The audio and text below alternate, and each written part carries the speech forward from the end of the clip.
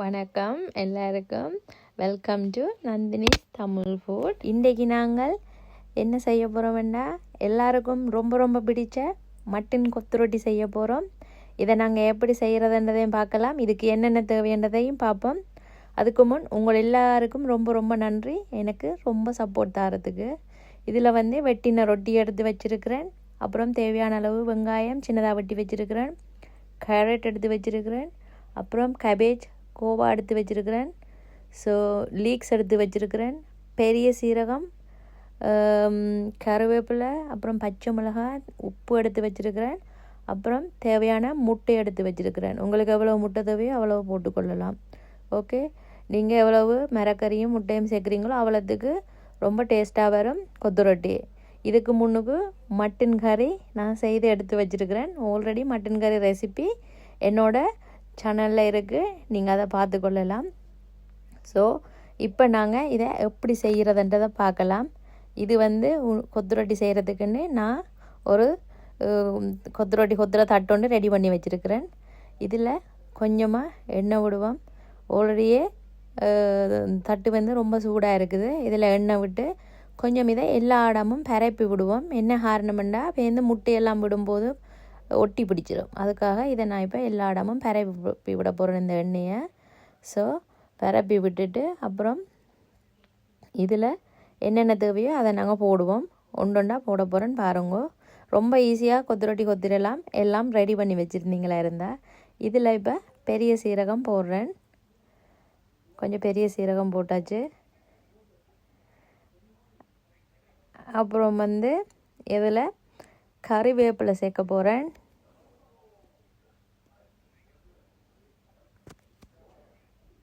Okay, இதோட பச்சை மிளகாய் சேர்க்க போகிறேன். சின்னதாக எல்லாம் வெட்டி வச்சுருக்கு தானே, அதை சேர்க்க போகிறேன்.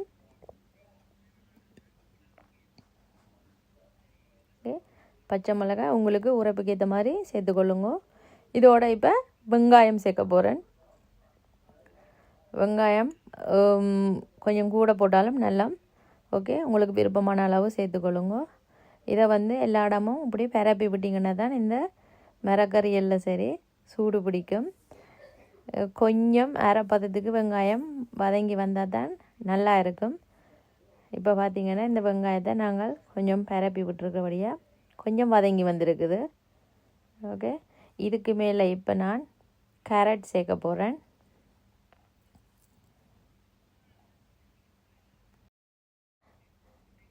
பார்த்திங்கன்னா கேரட் சேர்ப்போம். இதோட கோவா சேர்க்க போகிறேன். நீங்கள் எவ்வளவு மரக்கறி சேர்க்குறீங்களோ அவ்வளவு கொத்து ரொட்டி நல்லா சுவையாக வரும். இந்த கொத்து ரொட்டி தட்டிலேயே கொஞ்சம் நேரம் இந்த மரக்கறியை வதங்க விடலாம். கோவாவும் கேரட்டும் வெங்காயமும் வதங்கி கொண்டு வரையக்கில் கொஞ்சம் நேரத்தில் நாங்கள் லீக்ஸை போடுவோம்.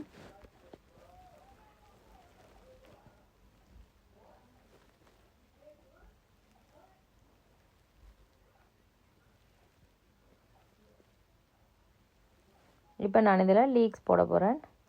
லீக்ஸ் டக்காண்டு அவிஞ்சிடும். அதனால தான் லீக்ஸ் போடுற கொஞ்சம் லேட்டாக போடுறது. லீக்ஸ் ஈஸியாக வேகக்கூடிய ஒரு பொருள். அப்போ அதனால் டக்காண்டு வெந்துடும். இப்போ லீக்ஸ் போட்டாச்சு.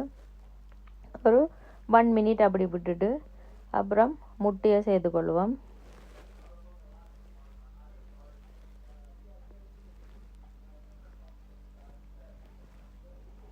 இப்போ நான் இதில் 3 முட்டை சேர்க்க போகிறேன். ஓகே,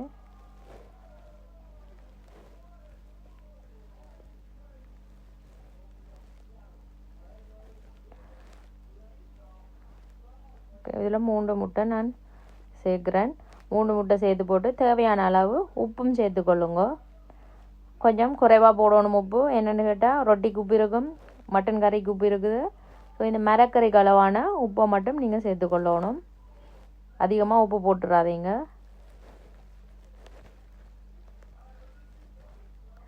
ஓகே, இப்போ இதை எல்லாத்தையும் கலந்து விடுங்க.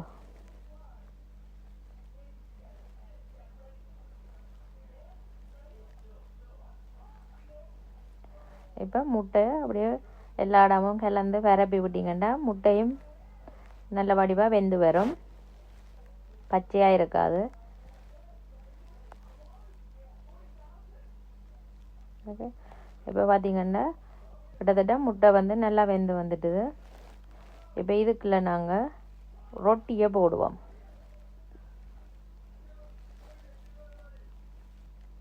தேவையான அளவு, இந்த மரக்கறிக்கு தேவையான அளவாக ரொட்டியை சேர்த்துக்கொள்ளுங்க.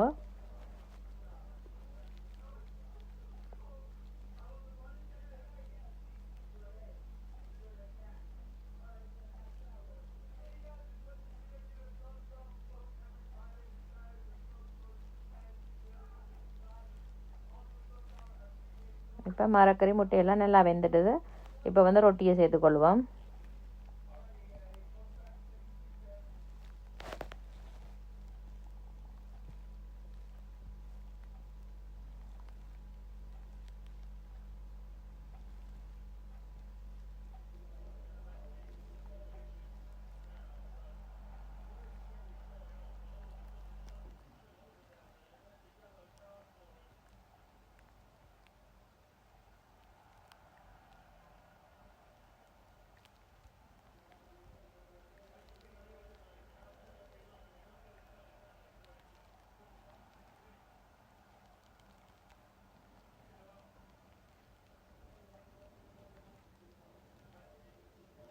இப்போ நான் வந்து ரொட்டியை கலந்துட்டேன் இந்த மரக்கறி முட்டையோட.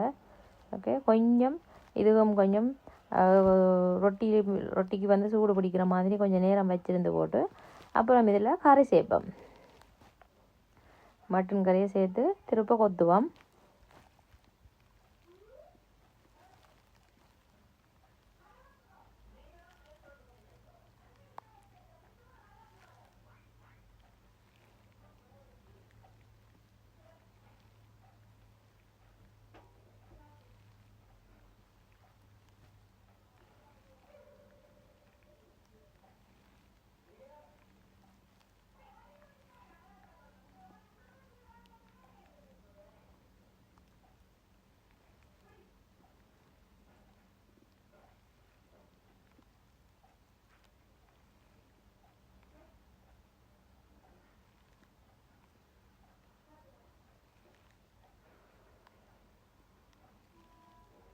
ஓகே, இப்போ பார்த்திங்கன்னா ரொட்டி, மரக்கறி, மட்டன் கறி எல்லாம் சேர்ந்து நல்லா கலந்து வந்துடுது.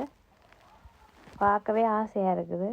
ஓகே, இப்போ நாங்கள் சுட சுட இதை நாங்கள் பரிமாறுவோம். வாங்கோ, எல்லாருக்கும் பிடிச்ச கொத்து ரொட்டி ரெடி. வாங்க சாப்பிடலாம்.